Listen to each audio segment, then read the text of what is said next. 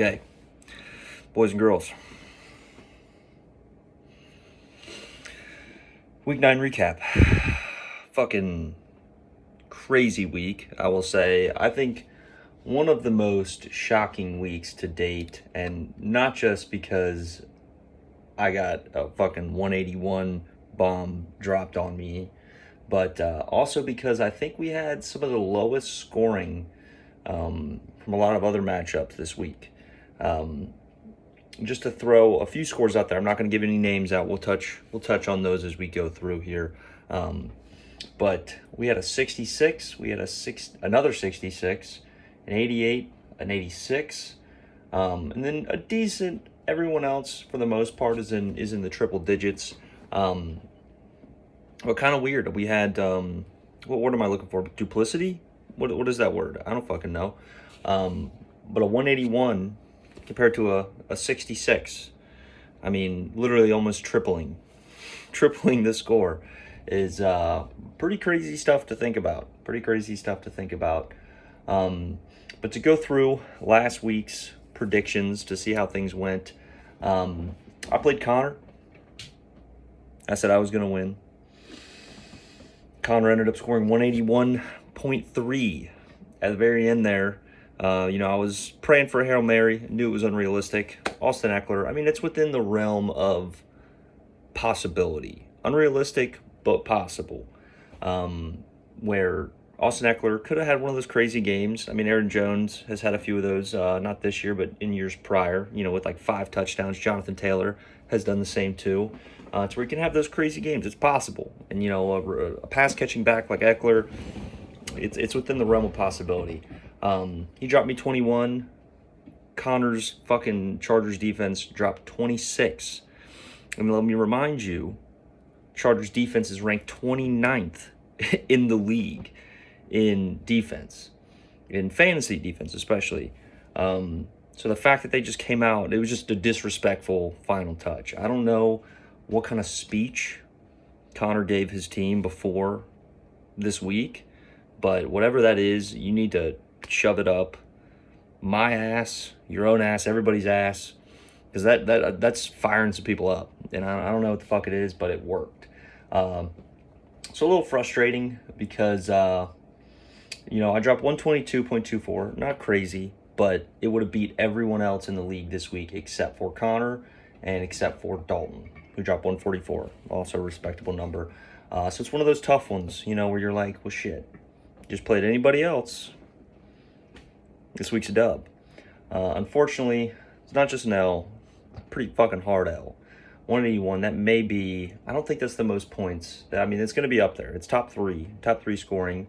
I know Connor Walsh had some similar weeks where he was up there in those ridiculous numbers. But to start off, rambling a little bit, I was incorrect on the first prediction, which is unfortunate. Next, one that I think is surprising to some, Blake Benson versus Connor Walsh. Are we seeing the fall of Connor Walsh?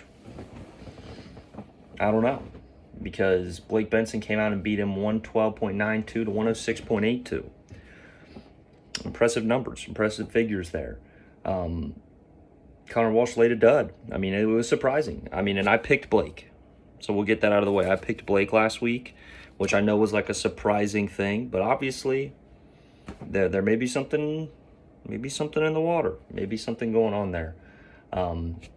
Next, we have a Adam Burbrink versus a Dalton Bates, which I think the result of this, it's not what any of us expected. In general trends, Dalton was kind of moving down that way. Adam was kind of moving up this way slowly, and they fucking flipped the script. Dalton almost doubled Adam's points, 144.2 to 86.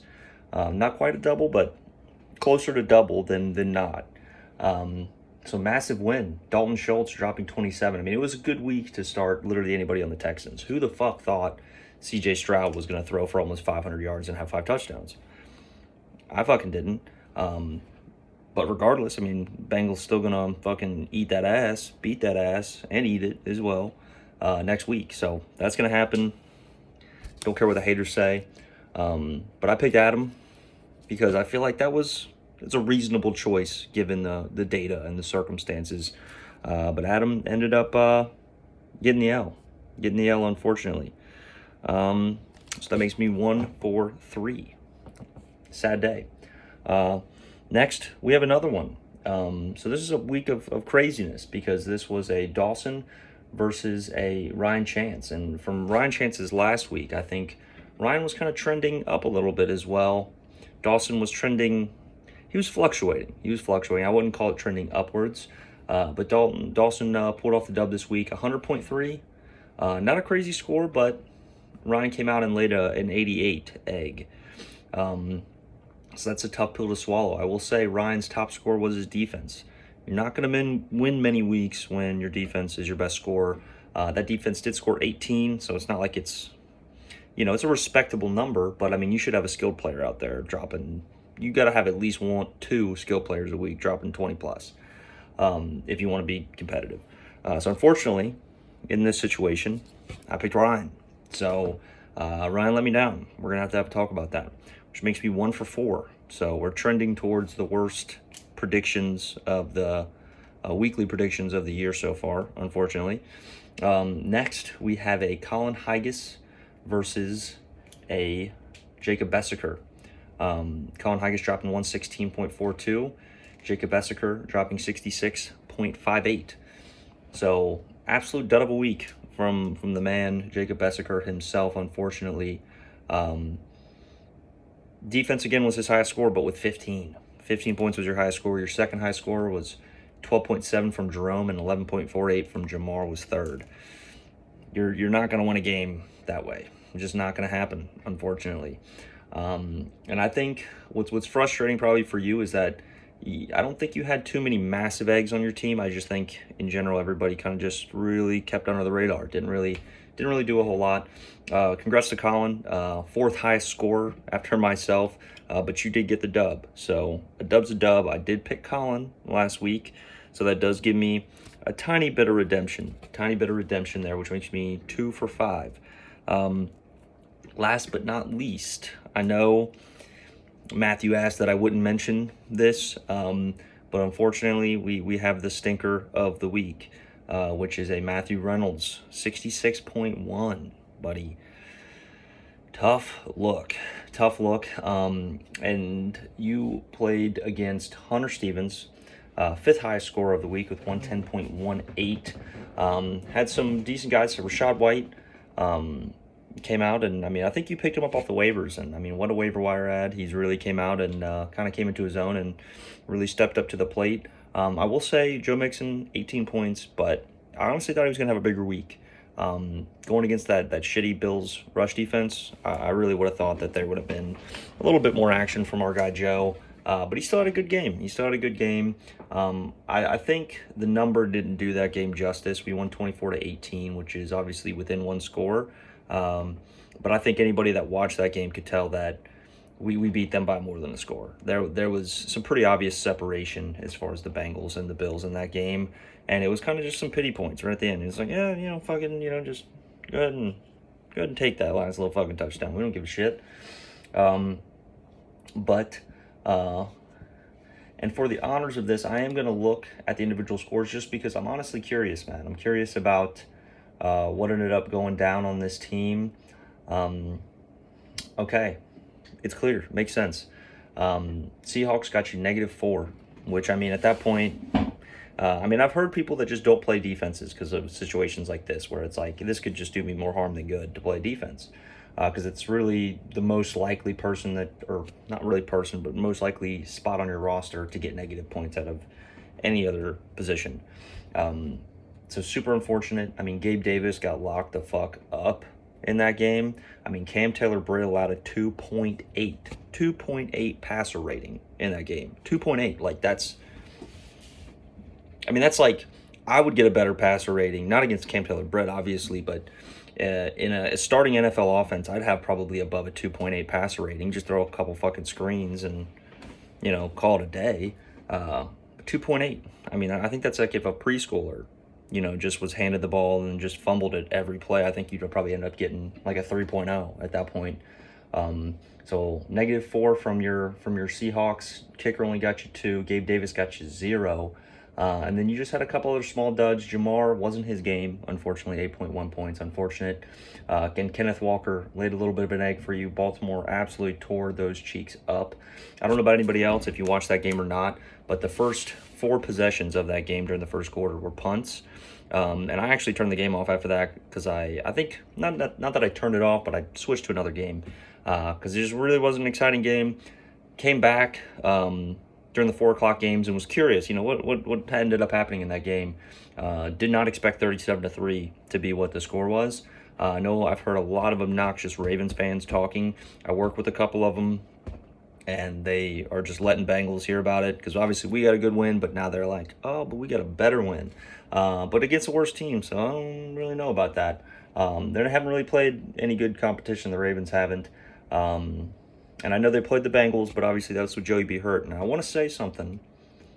There's been a lot of disrespect around the Bengals losing those initial games, saying like, well, Joe was shitty at the beginning of the year, without acknowledging the fact that it wasn't Joe, really. Like, it was completely different, that he couldn't run at all. Like, he had to take his drop steps and stand like a statue.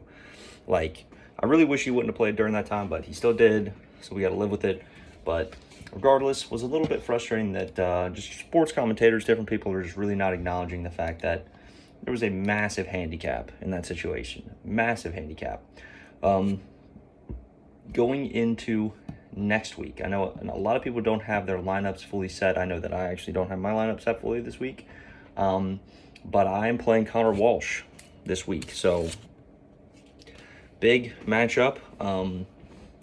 There's definitely some thought that could go into this, but honestly, from my perspective, I'm going to pick myself. I know that's probably a shocker to some of you that I'm picking myself because I'm typically a pretty humble guy when it comes to this stuff. But in this situation, I'm picking myself. But to justify, Connor Walsh is going a little bit downhill. Nothing crazy. He still has Josh Allen, Christian McCaffrey, and Antonio St. Brown, or Amon St. Brown, whatever the fuck his name is. But I think my team is trending in the right direction. I don't think the records reflect, because I did score decent last week, but nobody was going to beat a 181 or even get close to it. Even the next high score is 40 points away. You got to have 2 players to make that up. Just absolutely fucking ridiculous. Fuck CJ Stroud. And then next we're going to a Connor Walsh, Jesus Christ. Long day. Connor Daniels versus Adam Burbank. And I don't think it's going to come as a shock to many. Adam laid an egg last week. Connor scored 100 more points, which is what most people needed to win their matchups last week. And he scored that as the difference between his score and Adam's score last week. 181 to, I think Adam scored like 88. I'm picking Connor this week. A little bit biased too because he beat me, so I want him to go on and kind of do some damage. But his team is obviously on a hot streak. Unfortunately for Connor, CJ Stroud is going to get locked up next week. Cam Taylor-Britt is not going to let him throw 5 touchdowns and 470 passing yards or whatever he had. So you may want to switch out CJ from that starting spot you got there, Connor. And I just really don't, I'm not going to lie, Adam, I really just don't love a lot of the guys on your team. Justin Fields, never really been a fan of Justin Fields. I admire a little bit. I can admire some of the running ability, but Justin Fields, just not a fan, unfortunately. Really think he's overrated as shit. They came into this season, they being just commentators, NFL fans, being like, oh, that's the Bears' year. They're going to come out, playoff contender, double-digit wins this year, easy money, and then they're garbage, which is like, oh, whoa, big surprise. They're fucking dog shit. I don't love Travis Etienne. I know he's had some good games. I'm not a big fan of Bijan Robinson. Definitely not sold on that guy yet. So I'm a little bit down on the notorious CTE team right now. Unfortunately, nothing personal, nothing direct, just how I feel. I apologize.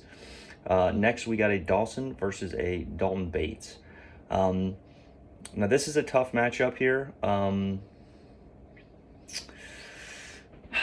This one is pretty tough.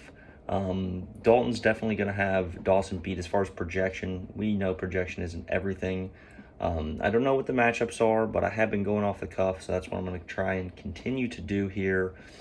And I'm going to say Dawson, which I think is a surprise to some because Dalton actually had a really good week last week, and Dawson not as much. But still, I think Dawson's team's gonna come back and put up some surprising stats that are gonna surprise some people. Next, we got a Jacob Bessaker versus a Ryan Chance. Right now, Ryan Chance's projection is 50. I understand that he has 4 players that are either out or on bye right now. It only says he has 5 players yet to play. So he at least has 4 people that he needs to insert into that lineup. But regardless, you know what? I'm gonna get Bess. I know Bess started super hot and he's on a hot ass losing streak right now, but I think every dog has its day, and I think Jacob Bessaker is gonna get one back here. I think he's gonna have a few guys that surprise some people a little bit here. Next, we got a Colin Higas versus a Hunter Stevens. And you know what? I'm gonna have to go Colin Higas on this one. Simply because I think Joey B is gonna have a big game this week. I think that's gonna prop you up, give you a little bit of a cushion. And I'm not sure Hunter can match those numbers. So last but not least, we're going to a Blake Benson versus a Matthew Reynolds. Both 5-4 teams. I think this is a tough one. I mean, I think Matt for the last few weeks has had everyone destroyed on projections and what his players are projected, including this week. He's going to have the highest projection once he sets his last 2 players because his projection is almost the same as Blake's. Blake has his full lineup set and Matt has 2 players not set yet. But you know what? I'm gonna give this one to Matt. I know he laid the biggest egg in the league last week, but I think Ja'Marr Chase is going to come back with a vengeance. I don't think Houston has the tools to stop him. They didn't have the tools to stop Baker Mayfield. That game ended up being crazy high scoring. And I think if that's the kind of points they're allowing and they're relying on C.J. Stroud to get in a firefight, I think that the Ja'Marr Chase is gonna come away with a damn near 40 bomb. So load your parlays up on some yards because the Houston defense is not going to be able to handle it. And there's going to be a lot of points going Ja'Marr, T, Joe Burrow, Joe Mixon's way, and maybe even throw some flyer bets on some of those tight ends. Drew Sample, what's-his-face, Hudson. I fucking hate Irv Smith Jr. He fucking sucks and he's old as shit. But regardless, I do want to wrap up by speaking about a few ideas. Hopefully enough of you made it to the end of this video because I do want to speak on a few ideas and get your thoughts below. So if you watch this video to this point, please comment in the league chat and give me your thoughts on these ideas. So I wouldn't start it from last week. It would be going forward as long as people were on board for this. But my idea is that whoever is the lowest score of the week, I got this idea from another person in another fantasy league, similar to the idea that I got for this. You know, what we're trying to do here is we're being a melting pot. We're trying to collaborate, get good ideas, bring them in, improve the league, give more synergistic energy here.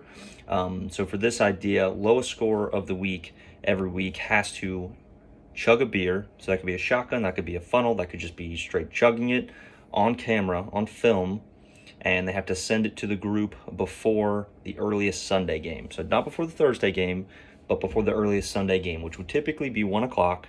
Last week it would have been 9:30 because of the early morning Germany game.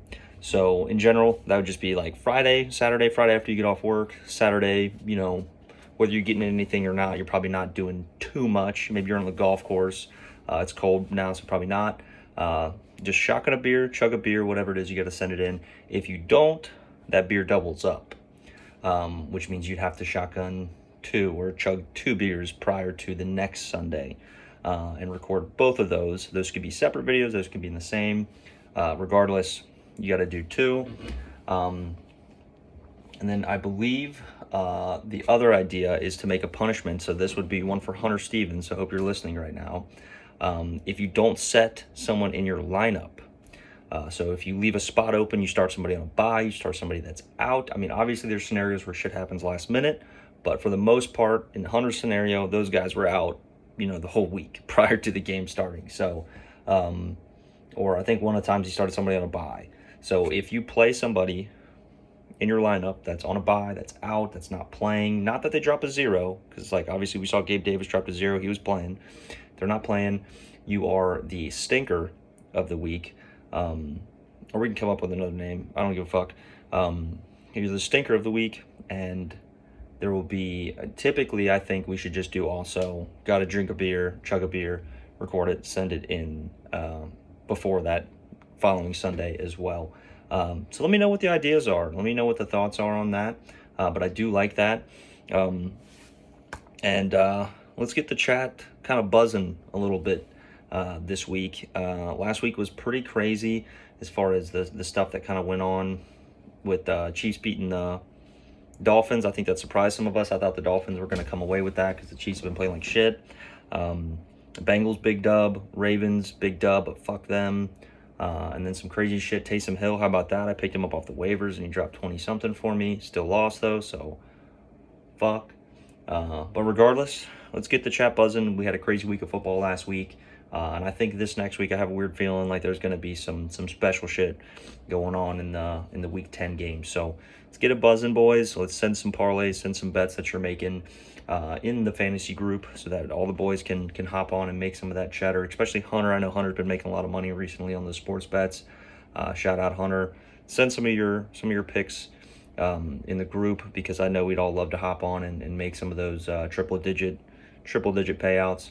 But regardless, good luck to everybody this week. Hope I didn't hurt anybody's feelings with my picks, but best of luck to you all. This episode is brought to you by Kroger Purified Water, just because that happens to be what I have next to me. But shout out Kroger, dude. They sponsor Joey B. That's fucking sick, dude. Fuck yeah.